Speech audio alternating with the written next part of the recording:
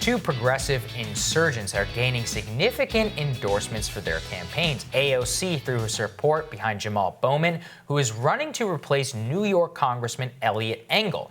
Congressman Engel has dismissed the significance of AOC's endorsement. Let's take a listen. This is not a dictatorship. This is the democracy. We shouldn't have one person from high, even though she's a colleague of mine, think that she can anoint whoever is elected to Congress. The AOC dictatorship is an amazing thing. Meanwhile, Kentucky State Representative Charles Booker gained influential progressive radio host Matt Jones's vote and endorsement, very significant in that state. Charles is competing for the Kentucky Democratic nomination against the Democratic Senate Campaign Committee's choice, Chuck Schumer's choice, Amy McGrath, the Intercept's D.C. Bureau Chief Ryan Grim. He's been following all of these races and more, and he joins us now via Skype. Great to see you, Ryan. Good to see you, Ryan. Good to see you. Okay, so let's start with Charles Booker, who we've had on this show, who's someone I know from my time in Kentucky. So he very much was a sort of long shot contender here. Amy McGrath is the handpicked choice of Chuck Schumer. She's raised millions and millions of dollars from across the country, but she's also tried to play this game of portraying herself as a pro-Trump Democrat and saying that she would be better than Mitch McConnell in terms of her ability to work with Donald Trump, which was a completely bizarre and insane choice. And so in this moment, Booker seems to be picking up some energy. The Matt Jones endorsement, he's very well known, very popular in the state, seems pretty significant. What do you make of the dynamics of that race? Right. So, Donald Trump is expected to win the state by something like 20 points. So in order for a Democrat to win the Senate race statewide, he or she has to peel off, roughly 10% of that vote to flip to vote, either Trump McGrath or Trump Booker, or in case of the third candidate, Trump Breuer. And so the question is, what's the path to that? Amy McGrath's solution, as you said, was this bizarre formulation that actually Amy McGrath is better for Donald Trump than Mitch McConnell is, which is just kind of head shaking. Obviously not true, and if it were true, would be an argument that she shouldn't be, nominated by Democrats. And what's the point? So Booker's argument would be, look, I am a working class populist. I believe that everybody, whether you grew up in Appalachia or West Louisville, should have an equal opportunity. And look, you're going to vote for Donald Trump. You probably feel bad about voting for Donald Trump. So salve your conscience. By going Trump Booker. Now, I think neither of those cases is anything other than a huge long shot. But at least Booker's doesn't kind of sell the soul of the Democratic Party and could at least build the party going forward. Amy McGrath is part of a cycle of Democrats in Kentucky just throwing money away at Senate races, getting hammered by 8 to 20 points and leaving nothing behind.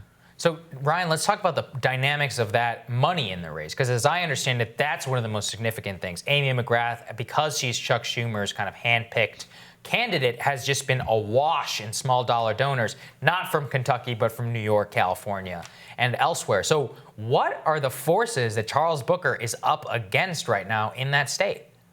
Right, money, exactly. And a former McGrath staffer told me that Schumer actually reached out to McGrath not long after she won the nomination for the House race in 2018. She kind of upset the DCCC-backed candidate. DCCC, interestingly, didn't think McGrath was a very good candidate. They were right.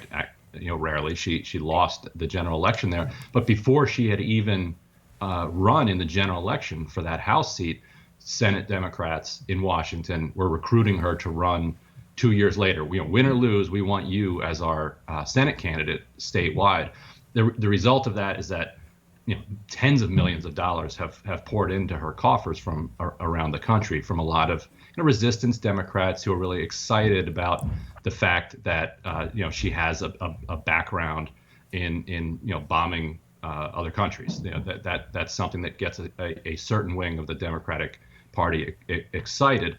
And so the amount of money that she's able to spend is just swamping the other candidates. There were people in Kentucky who thought that she was running for governor last year because she had more ads on television than some of the gubernatorial candidates in 2019. And it was driving up the prices too. And yet she still lost. I mean, and I think one of the things that is remarkable about this dynamic is it's not just like the Bernie left that's getting behind Charles Booker. And there is another progressive in the race. Mike Breuer has been endorsed by Andrew Yang and Marianne Williamson. But I think it's fair to say that Booker's the person who's really surging and people are coalescing behind right now. It's not just like the Bernie left. A lot of Kentucky state legislators have backed Charles Booker because they see him as a much more effective candidate than Amy McGrath. And so I wanted to play for people a recent digital ad that Charles Booker put up that shows kind of the contrast between his style and Amy McGrath's style. Let's take a look at that. The protesters the last 3 days or in Lexington or elsewhere? Ms. McGrath. I have not. And why? Well, I've been with my family and I've had some family things going on this past weekend, but I've been following the news and, and watching and making sure that, I think we're in the middle of a pandemic. So we also have to look at, is that the place to be right now? So that's really why. I stand before you as your brother, as your cousin, as your neighbor, as your fellow good troublemaker. My name is Charles Booker. So it's kind of a perfect encapsulation of she's like, oh, I wasn't there. And she's trying to figure out the right consulted, tested language to explain that absence. Meanwhile, he's out there with the people.